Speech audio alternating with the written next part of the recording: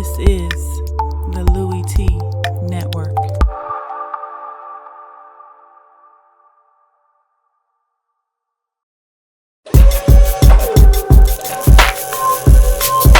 Louie Tee Live. Who else could it be for me, your man, Louie Tee? Welcome to Louie Tee Live, a special edition of Louie Tee Live as we take a trip around the National Football League. News, notes, all of that good stuff. Free agency upon us. Had a horrible go of it trying to get this thing live, and I just said to hell with it. Had a couple of goes at it live.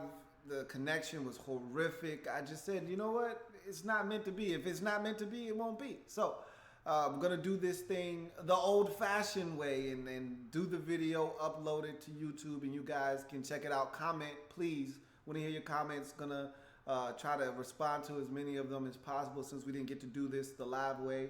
And again, it's just been a rough day. You know, I went to the dentist and I had some cavities, and I'm one of those dudes went through life with like no cavities, and I had 5 cavities at one time. I'm like, what is going on? It's almost like a team that doesn't turn the ball over, and then all of a sudden they turn it over 4 times. Like they come in bunches. What the hell is that? And so I had to get 3 fillings done at one time, numb my mouth. My shit was all messed up. Kids out there, brush your teeth, floss, take care of your mouth, man. Don't get cavities. Don't get cavities. It's not good. In any event, though, let's handle business. Let's get down to business, shall we? Let's actually talk about what the hell we came to talk about, which is NFL free agency, all of the things that have transpired. Like I said before, and I went through this spiel a couple of times because of all the technical difficulties we've had throughout the telecast, but I've been in transition, moving and trying to get settled in, and as you can see, it's not going well with the actual usage of my live feed, but nonetheless, a lot of things been transpiring. The combine just came and went, and I had to devote some attention to that. I've been trying to get the Draft Prospects 101 series off the ground, and that finally happened, but just a number of different things. All these things have taken place over the last couple of weeks, but the NFL doesn't stop for anyone, stops for no man. So I missed a lot of things. So I want to go ahead, talk about all the things that I missed, kind of use this show to encapsulate everything, quickly run through all of the things that have happened, franchise tags, guys getting long-term deals, guys getting released, teams signing players, all of those things, free agency about to be upon us, all of the early tampering deals that have already been consummated. I want to talk about those as well. So let's jump into as much as we can get in here. And if I forget something, please, by all means, leave a comment in the comment section letting me know that I forgot something so we can talk about it and discuss it. So with that being said, let's jump into some of the things that were backlogged that I missed when I didn't jump on and do videos because I was doing other things. Antonio Brown, big-time Pittsburgh Steelers all-pro wide receiver, looked like they were going to be at a stalemate. Some people even thought maybe because of the whole Facebook Live thing after the playoff win versus the Chiefs that he was maybe not going to be back in Pittsburgh. Come on now, that was hogwash. He's too good of a football player. They signed him to a 4-year, $68 million extension, making him the highest paid wide receiver in the National Football League. Speaking of highest paid players at their respective positions, the Kansas City Chiefs do the same thing with safety Eric Berry. I remember they were doing the whole song and dance last year. They franchised him. This year he said, look, I'm not doing the franchise tag thing. You better find some money for me. They go ahead and make him the richest safety in the league with a 6-year, $78 million contract. Good for Eric Berry, especially after battling cancer. The Arizona Cardinals franchise tag Chandler Jones, and you knew that was a situation where you're like, look, you can't let this guy go. You traded for him. You gave up assets. You better find a way to keep him in Arizona. Not only did they franchise him, they found a way to work out a long-term deal, 5 years. Terms of that deal not disclosed quite yet, so we don't know the actual numbers, but 5 years, he's going to be in Arizona for quite some time. Look like they're going to lose a couple of their impending free agents as well. Tony Jefferson looks like he's on the way to Baltimore. Calais Campbell looks like he might be on his way to Jacksonville. Keep you posted on that as things start to come down, as the league year actually becomes official. The Los Angeles Chargers put the franchise tag on Melvin Ingram, their pass rusher. Homegrown stuff, want to keep your guys in-house. Hard to find pass rushers in this league. You got one, you need to hold on to them. They realized that. They put the franchise tag on Melvin Ingram. They also cut bait with a few veterans to free up some cap space, getting rid of offensive lineman DJ Fluker, also wide receiver Stevie Johnson, and cornerback Brandon Flowers. So Chargers getting busy, making moves, freeing up some cap space. Also, AD becomes a free agent after the Vikings declined to pick up his $18 million option. We all saw the writing on the wall there.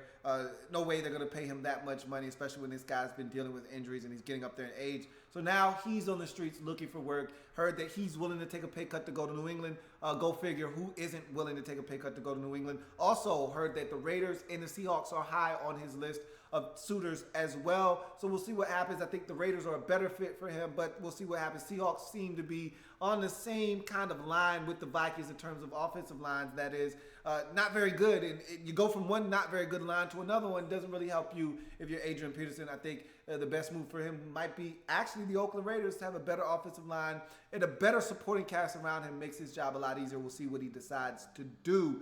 Skins put the exclusive franchise tag on Kirk Cousins. We all know about that situation and how that's unfolding. It's a mess in Washington right now. We'll see what happens. Right now, it's not a good thing for the Redskins. Kirk Cousins has all the power, all the leverage. We'll see how that situation unfolds and if he actually gets a long-term deal or just plays under the franchise tag for an unprecedented second consecutive year. No quarterback has ever been slapped with the franchise tag 2 consecutive years. Kirk Cousins being the first. This is uncharted territory for the Redskins and an NFL player. I'm going to see what happens. I think Kirk Cousins is going to break the bank, whether it be with the Redskins or some other NFL franchise. He's making off like a bandit right now, I'll tell you that much. The Kansas City Chiefs, speaking of which, they paid Eric Berry. They released Jamal Charles. And so that was the situation where we saw that one coming as well. He's been dealing with a myriad of injuries, can't stay healthy, getting up there in age as well. Don't know what he actually has left in the tank. We'll see if a team gives him an opportunity to prolong his NFL career and if he can stay healthy. So Jamal Charles now a free agent as the Chiefs cut bait. New York Giants franchise tag Jason Pierre-Paul, keeping him around.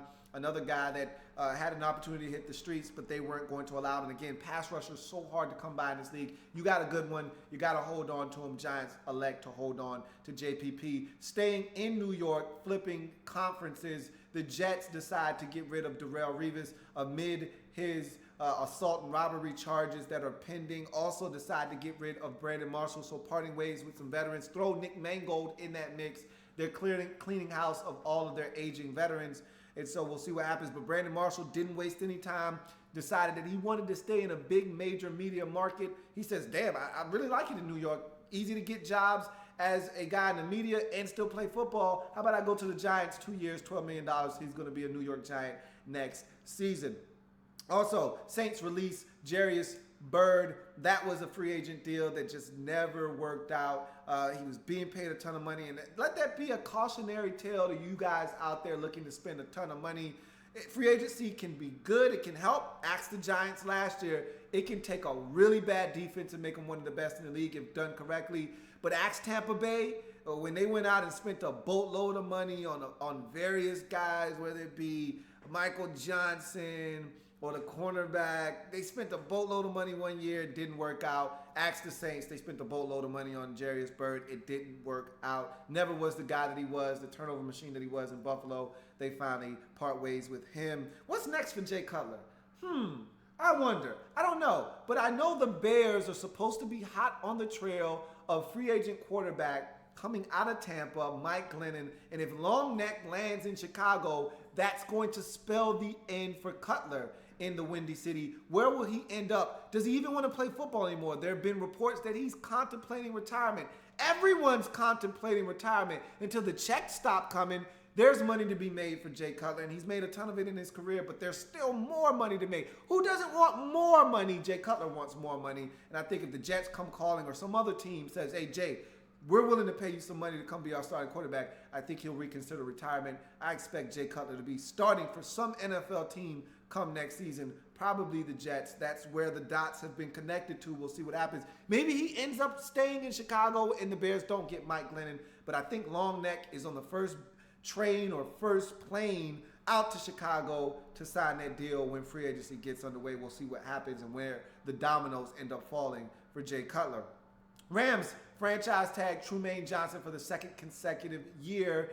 Look, you lose Janoris Jenkins last year because you wanted to hold on to Trumaine Johnson. You can't allow this guy to walk. I've actually heard that they had him on the trading block at one point. Don't believe all of the hype, though. You know what I tell you every time this time of the year? Believe half of what you see, none of what you hear, even if it's spat by me, your man Louie Tee. So it doesn't matter what you've heard. He's going to be a Los Angeles Ram in the upcoming season. We'll see what happens with that situation, if they can finally work out a long-term deal or not. Pat's listening, but not listening, but they're still listening to trade offers for Jimmy G. At one point, they had taken him off the table. Nope, we're not trading him, but we know how the Patriots roll. We know how they operate.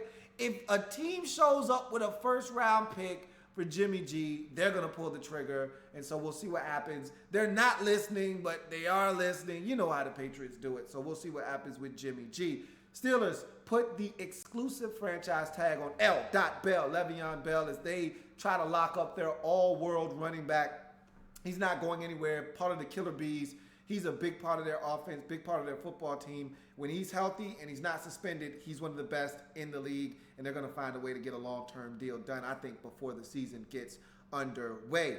Tony Romo could be on the move. Cowboys waiting for a blockbuster deal. If they don't get it, I think he's going to be released before the start of the league year at 4 p.m. Eastern Standard Time on March the 9th. So if Tony Romo and the Cowboys can't find a possible suitor, they're going to probably cut ties with him, allowing him to go out and test the free agent market. And there are a ton of suitors lined up for Tony Romo's services, none bigger than the Broncos and the Texans. I think he's going to end up in one of those two places, preferably the Broncos, because that's where the winning pedigree is. But the Texans have a lot of talent, and if they get the right quarterback in there, they could be a force to be reckoned with as well. So we'll see what Tony Romo does. I heard he's going to mull over his options. Don't mull too damn long. Teams have to figure out what they're going to do. And signing a quarterback does cost a little bit of a coin, so they're going to need to know what the hell they're going to be able to allocate to other positions. So don't take too damn long, but Tony Romo most likely going to hit the free agent market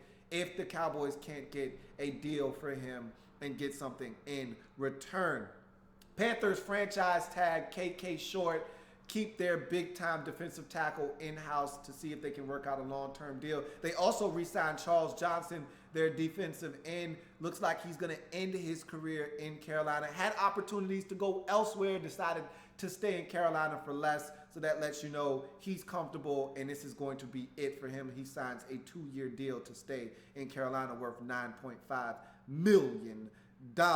You move on to the Detroit Lions. They signed right tackle Wagner out of Baltimore, and Rick Wagner, solid tackle. I don't know if he's worth $9 million. I never count another man's coin. Good for Rick Wagner going out there and getting that bread.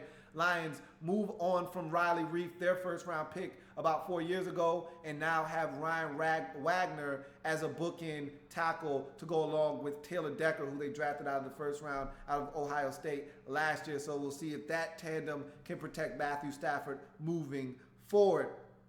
Pierre Garçon, big-time free agent wide receiver from the Washington Redskins, going to reunite with the guy that helped bring him to the D.C. area in Kyle Shanahan in San Francisco. 49ers reportedly offering him $16 million up front in the first year. That's a ton of money for an aging veteran wide receiver. So good for Pierre Garçon. Get that bread. If it's out there to be got, go get it. Seems like he's going to be paid handsomely for one of the better receivers in this league. Does all the dirty work, does anything you ask him to do. Love that for Pierre Garçon. Speaking of Redskin ex-receivers, Deshaun Jackson, D-Jax, on the move. His market is set to be $10 to $12 million per year, and it looks like the Tampa Bay Buccaneers right now are the front runners to step up to the plate and give him what he's looking for. If he can go to Tampa Bay, that would be a great get for them to go opposite of Mikey out there, and he said he wants to play with a good quarterback.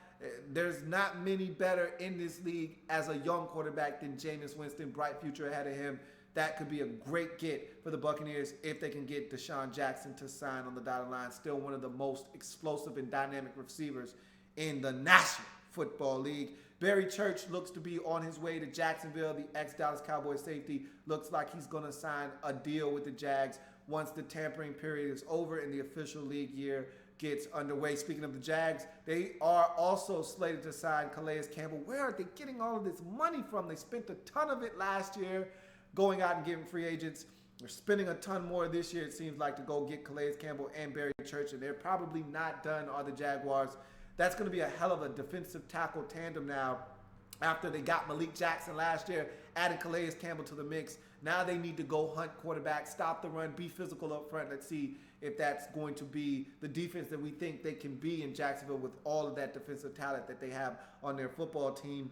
You also look at the Baltimore Ravens. They're looking to release ex-corner and ex-safety Ladarius Webb to make some space for new incoming safety Tony Jefferson, a hot commodity on the free agent market. Looks like the Ravens are going to get their man, and Jefferson is one of the best young safeties, especially covering as a free safety in this league. Tony Jefferson can play strong safety, free safety, really good in the slot, really good young safety Tony Jefferson is, and if the Ravens get their hands on him, that's a big get for them. Dolphins looking to re-sign Kenny Stills. That's a big move for them. He was big for them in the passing game. Speaking of big, he made a ton of big plays, did Kenny Stills for this Dolphins football team, and he was looking to command some attention on the free agent market. Dolphins lock him up before free agency gets underway. Good move by the Miami Dolphins. Bills signed fullback Mike Tolbert and a free agent out of Carolina. Seemed like the Bills had enough fullbacks as it was. I guess they didn't think 2 was enough. They said, hey, why not make it 3? So now they have Mike Tolbert on their roster as well. And the big signing that went underneath the radar a little bit, but is a big signing to me, is the San Francisco 49ers signed Brian Hoyer, a.k.a. Billy Ho, to a multi-year deal. And he was with Kyle Shanahan in Cleveland. Remember, when the Browns were 6-3, leading the AFC North and had a shot before the epic collapse in 2014, Brian Hoyer, Billy Ho, was playing outstanding football for them. And so guess who was his offensive coordinator then? Kyle Shanahan. So he's reuniting with a guy that he had a lot of success. And remember, before the injury this season, Billy Ho was playing good football for the Chicago Bears. We've seen him play well in spurts. So this could be a sign that the 49ers may not be as aggressive going after, say, a guy like Kirk Cousins. We'll see what happens. But the question now becomes, is Billy Ho just a bridge gap starter for them to maybe draft a quarterback this year, or maybe wait till next year when the quarterback crop is going to be a lot deeper and a lot more talented at the top of the draft, when you have a lot of guys coming out that teams are excited about? Or are they going to draft someone this year and try to develop them and still have Hoyer be the stopgap? Or is Hoyer actually the guy for the foreseeable future, the next 2 or 3 years, and they feel comfortable with him moving forward? We will see. I don't think it's the latter. I think it's the former. I think he's a bridge gap starter for them. I think he's going to start day 1 for them in week 1 next season, but we'll see what they decide to do. Maybe they're not done. Maybe they still are going to be aggressive. Maybe they still try to go get Kirk Cousins, but this move screams to me, nope, don't want to get Kirk Cousins, too rich for my blood. I'll take Billy Ho and develop a quarterback in the draft this year, possibly next year. So we'll see what happens there. Also, the Colts trade their tight end, Dwayne Allen, who had some big games last year, but just never quite lived up to the hype of his draft status. And they would get a 4th-round pick back in return. And so that was something that was kind of a head-scratcher. And I believe he's off to the New England Patriots. So the Patriots continue to collect tight ends because, remember, they're going to lose Martellus Bennett in free agency. He's going to command a pretty penny. So we'll see where he ends up. So Patriots continuing to make quiet moves under the radar. Watch Dwayne Allen turn into a stud for the New England Patriots with Tom Brady delivering him the football. So free agency really starting to get underway. Franchise tags have all been handed out, and guys are being released. Guys are being signed.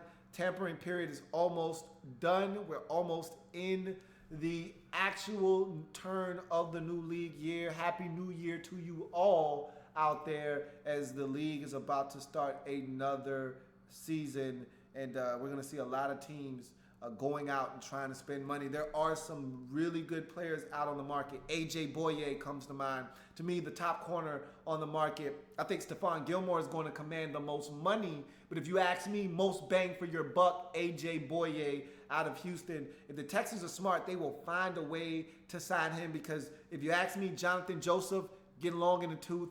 It's time to move on from him. A.J. Boye can be your new number one corner. I like the other guys you got out there, okay? I like Mr. Jackson, okay? But I'm sorry, Mr. Jackson. I think A.J. Boye is for real. And so I'd take him as my number one corner, leave Mr. Jackson as the number two. And then you got Mr. Johnson still as your number three, and you can keep the train going in Houston. But if A.J. Boye gets to free agency and we're less than 24 hours away, they could lose him, because there are a number of teams out there looking for cornerback help. And he is, to me, the real deal. But Stephon Gilmore going to command a ton of money. Quarterbacks out there that are going to get some money. Mike Glennon definitely going to break the bank. For a guy that doesn't have a lot of starts, doesn't have a lot of NFL experience, he's going to get paid anywhere from $14 to $16 million a year, I'm hearing, which is a ton of money for a guy with limited experience. And there are other free agents out there that are huge guys. Kevin Zeitler, for instance, guard out of Cincinnati, probably going to, if Ryan Wagner, or excuse me, if Rick Wagner can get $9 million a year from the Lions, I know he's a tackle, and the tackle and the guard market are two different markets. I'm just saying, Kelechi Osemele broke the bank last year with the Oakland Raiders. I expect Kevin Zeitler to do the same in free agency. If he doesn't go back to Cincinnati, which I don't think is going to happen, I expect him to get paid. Alshon Jeffrey is out there. Someone's going to pay him top dollar to be their new big-time number one wide receiver. Adrian Peterson's out there. Donta Hightower, who I hope my Redskins are out there pursuing as we speak. There are a number of, this is why this free agency crop to me is so special, because I think there is talent everywhere you look. There is a football player to be had. Even old-ass Andrew Whitworth is out there still playing at a high-ass level. There are players to be had out there in free agency at just about every position known to mankind. You need it. It's out there. You just got to be willing to spend to go get it. I'm your man, Louie Tee. That's the NFL free agency. That's our trip around the National Football League. If it happens in the National Football League, whether big or small, we cover it all here on the Louie Tee Network in the lab room. Come back and join me, as I got plenty of content. And remember, if it happens, you know your man Louie Tee has got you covered. We're changing the game one live feed at a time when I can go live and stay live. But in any event, got more content coming your way. Draft Prospects 101 series got underway. We're going to keep that ball rolling. Free agency is going to start. It's going to be crazy. It's going to be a video coming for that tomorrow. And I got Redskin content coming, man. What the hell is going on in Washington? Back to being dysfunctional. Shit. I thought this was over with. In any event, I'll see you guys a little bit later on. Enjoy the rest of your day. Have a good one.